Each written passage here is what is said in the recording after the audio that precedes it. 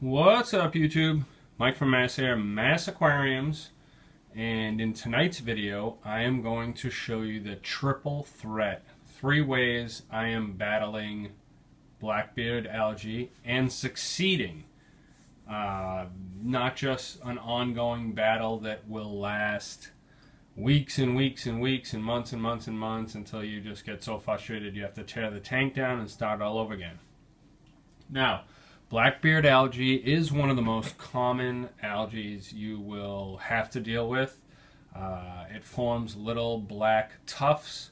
It looks like, not so much like individual hairs, but like a clump of hair all over your plants, your rocks, your driftwood, heaters, intakes, tubing, the works.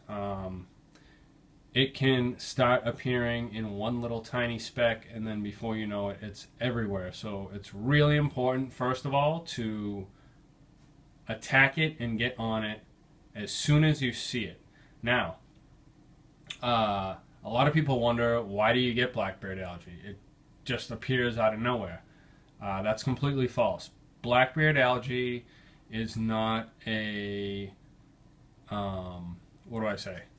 It doesn't come from too much light, or not enough of this, or too much of this, or too many ferts, my tank's not balanced. No, black beard algae is introduced to your tank. It's brought in through a plant that you bought. Maybe you got some driftwood that was in a tank that had it from a buddy or from a store, and it just doesn't appear in your tank out of the blue like some other nuisance algae will, because of a dosing regimen or a light schedule or too much light, too much power, all a combination of everything.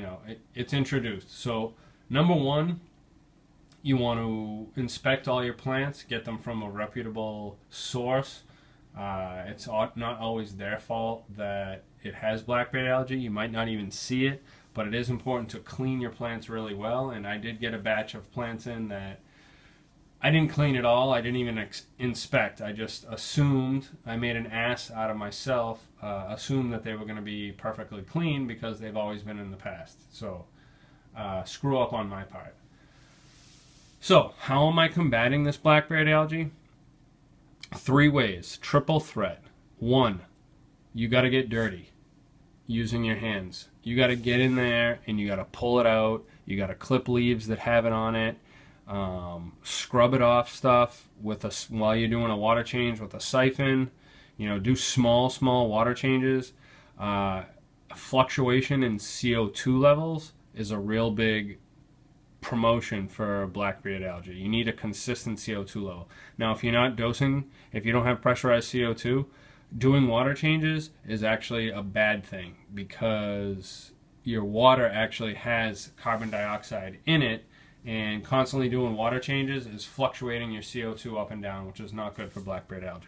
So, number 1, manual removal. Get in there, get dirty with your hands. You gotta remove it by hand as much as you possibly can. Number 2, I'm overdosing Flourish Excel. You do want to be careful with certain plants with this. They will melt, but most plants will grow back. I'm doing a double dose of the recommended dose per gallon every day. As soon as the lights come on, I double dose Flourish Excel, and it does improve.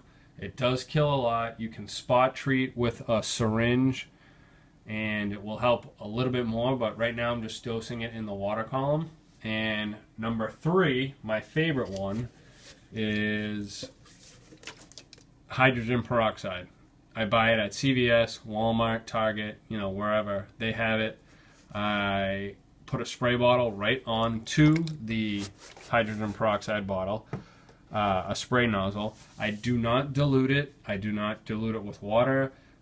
Within a few hours, I think it's 12 hours, it turns to water, oxygen anyway. I've done a lot of research. It's not going to harm your fish or your shrimp. I've seen a lot of people say it killed all my shrimp, it killed all my fish. Well, I've been doing this for years and it's never killed anything of mine, so I'm assuming that it must have been something else that killed the fish, because I used to dose this maybe 10 years ago, and I dosed it in my 75 a couple years ago on a regular basis just to combat nuisance algae till you get your tank balanced and you find out, you know, what the problem is. And it's completely fine for your tank. You don't just dump the bottle in. What you want to do is you can actually dunk your hand right in and spray it on the plants and the wood. If the bottle's pressurized with a nice nozzle, it'll spray underwater. If you need to do a water change while treating the black beard algae, once your water level, you know, is below the mark, you just start spraying stuff. Now, a cool thing is, I'll zoom in, you can tell it's working because the black beard algae turns purple or gray when you're using it. As you can see, the black beard algae tufts on the driftwood and the rocks and the plants has turned purple. Now, it's dying, and then I'll go in and I'll manually remove it. Some of the shrimp, my Amano shrimp, will eat it, but majority of it will just kind of slowly disappear, and that's when your hands come into play and you got to get in there and manually remove it. Hydrogen peroxide is a great tool. You don't want to use it as your, you know, a dosing. You don't want to just always just spray all the algae. You really need to find out what your problem is. In this case, my only problem is the black beard algae because I let it come into the tank and then it became a problem. But I'm taking care of it, and that's just 3 ways that I get rid of black beard algae. If you have any other ways that you've got black beard algae, you know, share them in the comments. I love new stuff. I love to hear people's stories. In the meantime, I've also increased my CO2 slowly, bubbles per second, over the past week till it's cranked up all the way. And I've also raised my light up because the PAR might have been too high, too intense. The intensity of the light right on top of the tank was probably way too high, which can only help the algae.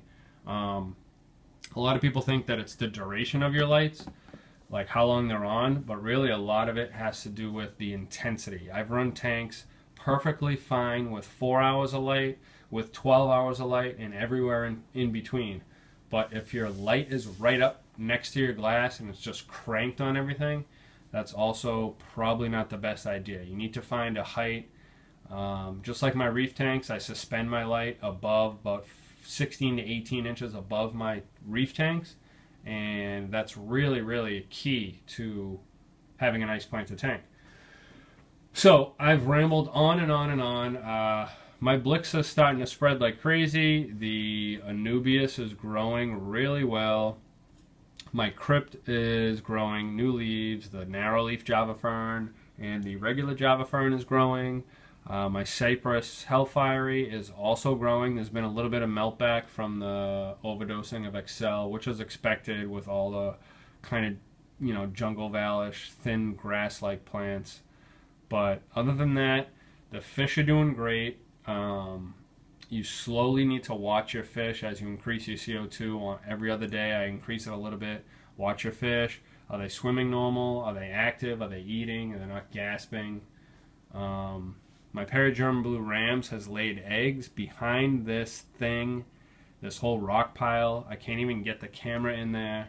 I can barely see them, but they're guarding them like crazy. That's why they're not out. And the school of Bloodfin and Rummy Nose, as you can see, is doing awesome. So, yeah, I'm rambling like crazy. Everybody have a great night. Go subscribe to my Aquarium Box. We have some great boxes coming out these next couple months. We've got some new stuff we're going to put on the website that I'm excited about. I'm not going to tell you about it because it's going to be a surprise. We've got some custom things coming out. It's going to be a great couple next month for my Aquarium Box. A lot of new exciting things, a lot of great boxes, a lot of great additions to the websites to customize boxes. And yeah, this is Mike from Mass. I'm out.